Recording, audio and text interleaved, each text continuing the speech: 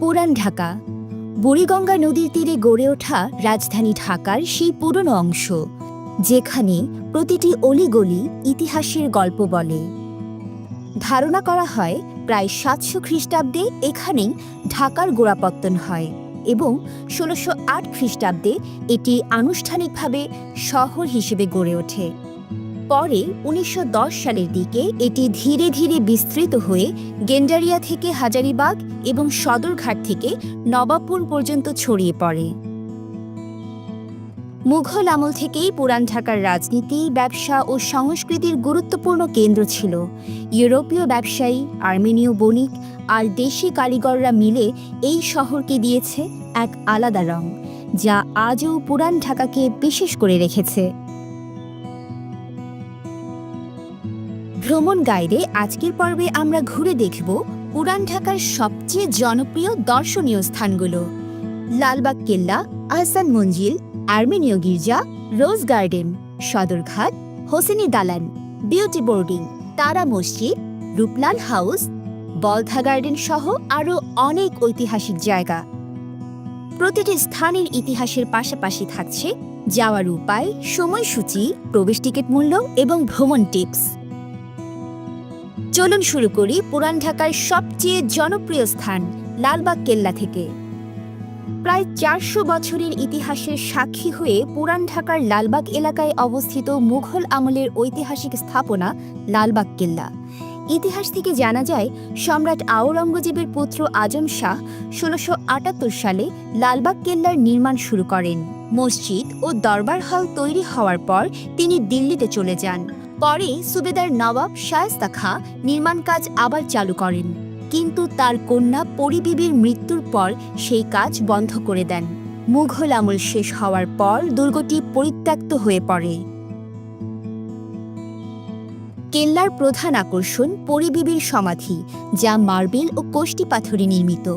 এছাড়া রয়েছে হাম্মামখানা, ৩ গম্বুজ বিশিষ্ট মসজিদ, তোরণ এবং নানা প্রাচীন স্থাপনা। লালবাগ কেল্লার সবুজ বাগান, ফোয়ারা ও মুঘল স্থাপত্য ভ্রমণ পিপাসুদের বিমোহিত করে। বর্তমানে এটি ঢাকার অন্যতম জনপ্রিয় দর্শনীয় স্থান।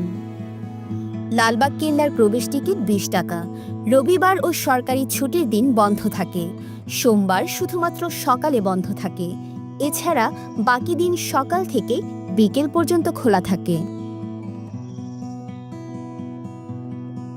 আহসান মঞ্জিল পুরান ঢাকার ইসলামপুরে বুড়িগঙ্গা নদীর তীরে অবস্থিত। এটি ঢাকার ১০০ বছরের পুরনো ইতিহাসের অংশ এবং পুরান ঢাকার সবচেয়ে জনপ্রিয় ভ্রমণ স্থানগুলোর একটি। একসময় এটি ছিল নবাব পরিবারের আবাসিক প্রাসাদ ও জমিদারির সদর কাচারি। ১৮৫৯ সালে নির্মাণ শুরু হয়ে ১৮৭২ সালে শেষ হয়। নবাব আব্দুল গনি তার পুত্র খাজা আহসানুল্লাহর নামে প্রাসাদটির নামকরণ করেন। বর্তমানে এটি বাংলাদেশ জাতীয় জাদুঘরের তত্ত্বাবধানে জাদুঘর হিসেবে ব্যবহৃত হচ্ছে। প্রাসাদের ২৩টি কক্ষে ৪,৭৭৭টি নিদর্শন রয়েছে। এখানে নবাবদের ব্যবহার্য জিনিসপত্র, আসবাব, সিন্দুক, বড় আয়না, ডাইনিং ও ড্রয়িং রুম, অতিথিশালা ও নাচঘর দেখা যায়। এছাড়া নবাব পরিবারের ইতিহাস, বংশতালিকা ও সমসাময়িক বিখ্যাত ব্যক্তিদের প্রতিকৃতিও রয়েছে। প্রবেশ টিকিটের মূল্য বড়দের জন্য ৪০ টাকা ও শিশুদের জন্য ২০ টাকা। চাইলে অনলাইনে আগেই টিকিট কেটে নেওয়া যায়। আহসান মঞ্জিল সকাল থেকে বিকেল পর্যন্ত খোলা থাকে। শুক্রবার শুধুমাত্র বিকেলবেলা খোলা থাকে। বৃহস্পতিবার ও সরকারি ছুটির দিনে বন্ধ থাকে।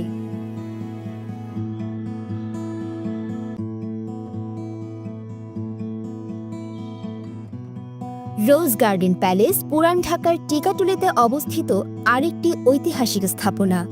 ১৯ শতকে ব্যবসায়ী ঋষিকেশ দাস বিনোদনের জন্য রোজ গার্ডেন প্যালেসটি নির্মাণ করেন। রোজ গার্ডেন ভবনটির মোট আয়তন ৭,০০০ বর্গফুট, উচ্চতায় ৪৫ ফুট। ৬টি সুদৃঢ় থামের উপর এই প্রাসাদটি স্থাপিত। প্রতিটি থামে লতাপাতার কারুকাজ করা। প্রাসাদটির স্থাপত্যে করিন্থীয় গ্রিক শৈলী অনুসরণ করা হয়েছে। রোজ গার্ডেনে প্রবেশ টিকিট মূল্য ৩০ টাকা। প্রতিদিন সকাল ১১টা থেকে বিকেল ৬টা পর্যন্ত খোলা থাকে। সোমবার অর্ধ দিবস বন্ধ থাকে।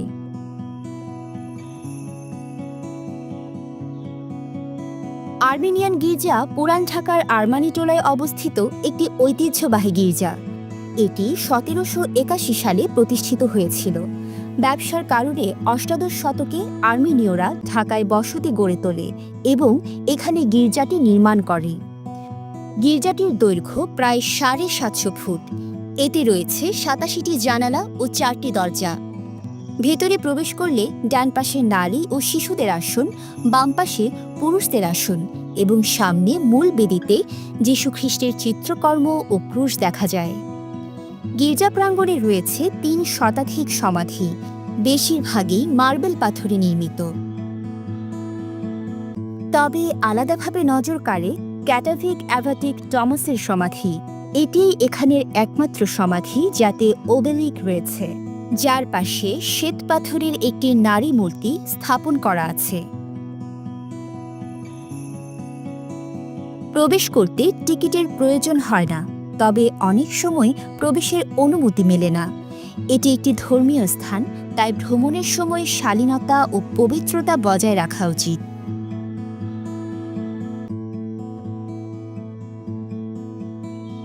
সদরঘাট বুড়িগঙ্গা নদীর তীরে গড়ে ওঠা একটি প্রাচীন ও ঐতিহ্যবাহী নদী বন্দর। সদরঘাটের গোড়াপত্তন ঠিক কবে হয়েছে তার সঠিক তথ্য জানা না থাকলেও এর বয়স প্রায় ১০০০ বছর বলে মনে করেন ইতিহাসবিদরা।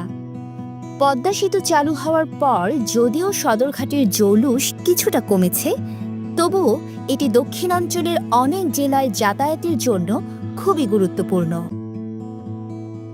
সদরঘাট লঞ্চ টার্মিনাল থেকে বাংলাদেশের দক্ষিণাঞ্চলের জেলাসমূহ পটুয়াখালী, বরিশাল, বরগুনা, ভোলা, ঝালকাঠি, মাদারীপুর, চাঁদপুর, হাতিয়া সহ প্রায় ৪৫টি পথের লঞ্চ ও স্টিমার চলাচল করে। সদরঘাটে বাংলাদেশের সবচেয়ে বড় ও সুন্দর নৌযানগুলো দেখা যায়।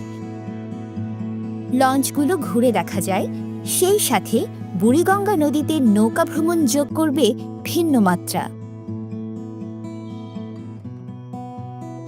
হোসেনি দালান প্রায় ৩০০ বছরের পুরনো এই স্থাপনা পুরান ঢাকার নাজিমুদ্দিন রোডে অবস্থিত। কারবালার প্রান্তরে শাহাদাত বরণকারী ইমাম হোসেনের স্মৃতির স্মরণে নির্মিত শিয়া সম্প্রদায়ের একটি উপাসনালয়। অনুমান করা হয় ১৭০০ শতকে মোগল সম্রাট শাহজাহানের শাসনামলে হোসেনি দালান ভবনটি নির্মাণ করা হয়। প্রতি বছর মহরমের ঐতিহ্যবাহী তাজিয়া মিছিল এখান থেকেই যাত্রা করে। প্রতিদিন সকাল ৭টা থেকে রাত ১০টা পর্যন্ত হোসেনি দালান পরিদর্শন করা যায়। বিউটি বোর্ডিং পুরান ঢাকার বাংলা বাজারের শ্রীশ দাস লেনে অবস্থিত একটি ঐতিহাসিক স্থান, যা বিখ্যাত হয়েছে সাহিত্য, সংস্কৃতি আর বুদ্ধিজীবীদের আড্ডার জায়গা হিসেবে। ১৯৪৯ সালে প্রতিষ্ঠার পর থেকেই এখানে নিয়মিত আসতেন কবি, সাহিত্যিক, শিল্পী, সাংবাদিক ও রাজনৈতিক ব্যক্তিত্বরা। নেতাজি সুভাষচন্দ্র বসু, বঙ্গবন্ধু শেখ মুজিবুর রহমান, পল্লীকবি জসিমউদ্দিন সহ অনেক গুণী মানুষ এখানে এসেছেন।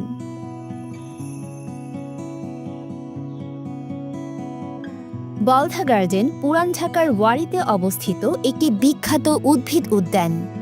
এর আয়তন প্রায় ৩.৩৮ একর। ১৯ শতকের শেষের দিকে ঢাকা জেলার জমিদার নারায়ণ চন্দ্র চৌধুরী বিভিন্ন দেশ থেকে ফুল ও উদ্ভিদ এনে বাগানটি সাজিয়েছিলেন। গার্ডেনে রয়েছে শাপলা হাউস, বিরল প্রজাতির ক্যাকটাস, অর্কিড, অ্যান্থেরিয়াম, অ্যামাজন লিলি ও আফ্রিকান টিউলিপ সহ প্রায় ৮০০ প্রজাতির ১৮,০০০টি উদ্ভিদ। বলধা গার্ডেনে প্রবেশ টিকিট ৩০ টাকা। এটি সকাল ৮টা থেকে বিকেল ৫টা পর্যন্ত খোলা থাকে। তারা মসজিদ পুরান ঢাকার আরমানিটোলা এলাকায় আবুল খয়রাত সড়কে অবস্থিত। ধারণা করা হয় ১৮ শতকের শুরুর দিকে তৎকালীন ঢাকার জমিদার মির্জা গোলাম পীর তারা মসজিদ নির্মাণ করেন। মোঘল স্থাপত্য কৌশলে নির্মিত মসজিদটি অনেকের কাছে সিতারা মসজিদ বা মির্জা গোলাম পীরের মসজিদ নামে পরিচিত। সমস্ত মসজিদের নকশায় তারার মোটিফ বিশেষভাবে লক্ষণীয়। এই বিশেষ নকশার জন্যই মসজিদটি তারা মসজিদ নামে পরিচিত হয়ে ওঠে।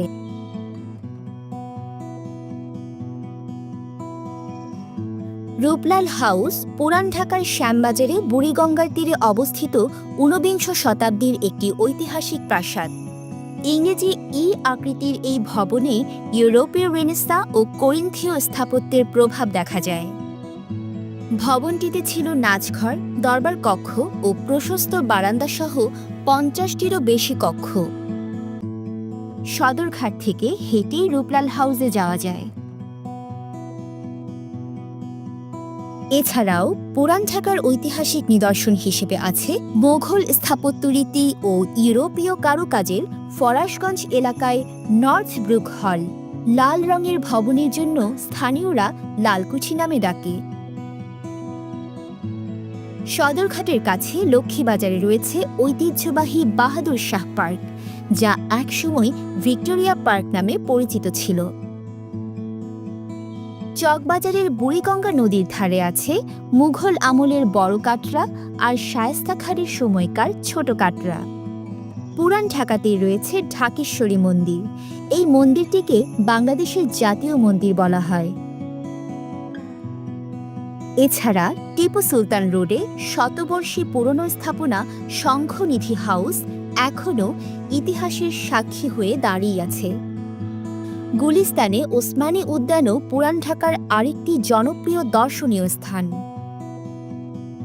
যাওয়ার উপায়: পুরান ঢাকার বেশিরভাগ ঐতিহাসিক স্থানগুলো কাছাকাছি অবস্থিত। একটি জায়গা থেকে অন্যটি রিকশায় বা হেঁটে যাওয়া যায়। ঢাকার অন্য যে কোনো প্রান্ত থেকে আপনার সুবিধা মতো গুলিস্তান, সদরঘাট, নিউ মার্কেট, শাহবাগ বা আজিমপুর এসে সেখান থেকে রিকশা নিয়ে ঘুরে দেখা শুরু করতে পারেন। লালবাগ কেল্লা ও আহসান মঞ্জিলের বিস্তারিত আলাদা ভিডিও রয়েছে, আর প্রতিটি স্থানের আরও তথ্য পাবেন ভিডিওর ডেসক্রিপশনে। পুরান ঢাকা শুধু ইতিহাস আর স্থাপত্যের জন্য নয়, খাবারের স্বাদের জন্য সমান বিখ্যাত। এখানে ঘুরতে গেলে বাকরখনি, হাজির বিরিয়ানি, হানিফের biryani, Beauty lassi, New Cafe Corner আর বিউটি বোর্ডিংয়ের ঐতিহ্যবাহী খাবারের স্বাদ অবশ্যই নিতে হবে। বলা যায়, পুরান ঢাকার খাবার না খেলে ভ্রমণ পূর্ণতা পায় না।